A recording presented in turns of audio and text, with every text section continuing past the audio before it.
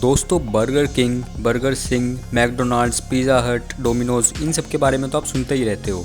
आज मैं आपको बताऊंगा एक ऐसी कंपनी के बारे में जो किसी भी बाहर देश की नहीं है बल्कि अपने इंडिया देश की कंपनी ही है। एक आदमी की बनाई हुई कंपनी है जिसने बिल्कुल जीरो से स्टार्ट किया था और आज 100 करोड़ का रेवेन्यू माइलस्टोन अचीव किया है, वो भी सिर्फ और सिर्फ बर्गर बेच के। और इस कंपनी का नाम है बिगीज बर्गर और इस कंपनी के ओनर है बिराजा राउत और ये एक बेंगलोर कर्नाटका बेस्ड कंपनी है। अभी तो इन्होंने 60 से भी ज़्यादा ब्रांचेस खोल लिए ऑल ओवर इंडिया, पर स्टार्टिंग इन्होंने बेंगलोर से ही की थी। पहले तो इन्होंने अपने शहर बेंगलोर में ही अलग अलग जगहों पे अपनी ब्रांचेस खोली। उसके बाद इन्होंने अपनी ब्रांचेस खोली मुंबई में, जयपुर में, नेपाल में, भूटान में, बांग्लादेश में, चेन्नई में और ऐसे ही इनकी और भी काफ़ी जगह ब्रांचेस हैं फिलहाल।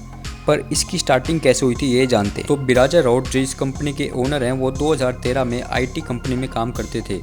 इनका शुरू से ही रेस्टोरेंट बिजनेस में काफ़ी इंटरेस्ट था, पर इनको ये नहीं पता था कि इनको किस चीज़ का रेस्टोरेंट खोलना चाहिए। पर इन्होंने एक चीज़ नोटिस की कि जितने भी बर्गर ब्रांड्स हैं वो ज़्यादातर आउट ऑफ इंडिया ब्रांड्स हैं, फॉरेन ब्रांड्स हैं। इंडिया का कोई भी ब्रांड उस टाइम पे नहीं था। जैसे आजकल तो बर्गर सिंह है और भी काफ़ी ब्रांड्स आ रहे हैं इंडिया के, पर उस टाइम पे कोई भी ऐसा ब्रांड नहीं था। तो इसी चीज़ ने इनको इतना ज़्यादा मोटिवेट किया अपना खुद का एक बर्गर ब्रांड बनाने में। पर इन्हें बर्गर बनाना तो आता ही नहीं था क्योंकि ये तो एक IT सेल में जॉब करते थे, नॉर्मल डिसेंट जॉब करते थे। तो इन्होंने बिल्कुल स्क्रैच से बर्गर बनाना सीखा, यूट्यूब से, गूगल से। और इन्हें कोई नॉर्मल बर्गर नहीं बनाना था जो लोग घर में ही बना सकते हैं। इन्हें कुछ हट के बनाना था जो किसी ने ना खाया हो ना किसी ने बेचा हो।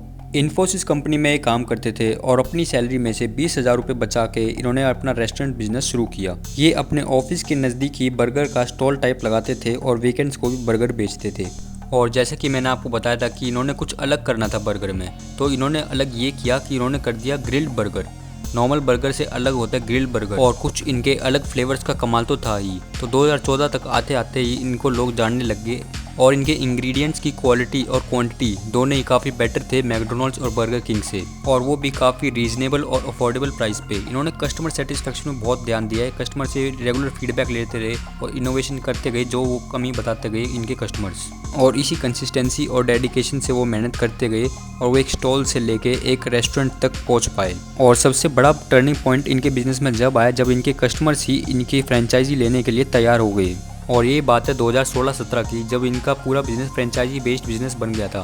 पर फ्रेंचाइजी बेस्ड बिजनेस का इसका मतलब ये नहीं है कि पैसा लिया और फ्रेंचाइजी दी और बात खत्म। नहीं, ऐसा कुछ नहीं था। इन्होंने काफ़ी इंप्रूवमेंट दिखाई अपने प्रोडक्ट में, यहाँ तक कि इन्होंने एक बिगीज एंटरप्रेन्योर प्रोग्राम भी रखते थे टाइम टू टाइम, जो कि होता रहता था, जो कि खासकर फ्रेंचाइजी वालों को ट्रेन करता था ताकि ये एक बड़ी और सक्सेसफुल कंपनी बन सके और ताकि ये प्रोडक्ट क्वालिटी और कस्टमर सेटिस्फेक्शन अचीव कर सके। जब ये कंपनी आज इतना बड़ा ब्रांड बन चुकी है, अगर ये सिर्फ फ्रेंचाइजी बेचते रहते तो आज यहाँ तक नहीं पहुँच पाते। इन्होंने अपने प्रोडक्ट पे भी फोकस किया, अपने क्वालिटी पे भी फोकस किया है और ओवरऑल बिजनेस डेवलपमेंट पे भी फोकस किया है। इन्होंने बर्गर में इनोवेशन की है और इस इनोवेशन को सबको टेस्ट करवाना चाहते हैं, इसलिए टायर 2 और टायर 3 सिटीज़ में भी जल्दी आएंगे और 200 करोड़ का इस बार रेवेन्यू टारगेट रखेंगे।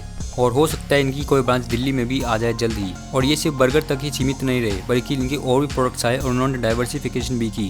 जैसे इनके विंग्स आए, रैप्स आए, फ्रेंच फ्राइज़ आए, स्लाइड्स, प्लेटर्स, कुकीज़, शेक्स, मोजिटोज़ और मील बॉक्स हो गए, डेजर्ट्स हो गए, हर चीज़ में इनका फिर सेगमेंट आता रहा, फिर चाहे वो वेज में हो या नॉन वेज में। और इनको काफ़ी सारे अवार्ड से भी संबंधित किया गया है। मैकडोनाल्ड्स, बर्गर किंग और KFC जैसे बड़े बड़े प्लेयर्स को भी कंपटीशन देने की पूरी कोशिश की गई है और उसमें सक्सेसफुल भी हुए हैं। अगर ये अपने ड्रीम्स और पैशन को सीरियसली नहीं लेते तो ये आज उसी 9 to 5 जॉब में ही फंसे रह जाते इन्फोसिस कंपनी में। इस कंपनी पे आपका क्या कहना है आप कमेंट सेक्शन में ज़रूर बताना, और वीडियो अच्छी लगी हो तो चैनल को लाइक, शेयर, सब्सक्राइब जरूर करना। मिलते हैं नेक्स्ट वीडियो में। Thanks for watching.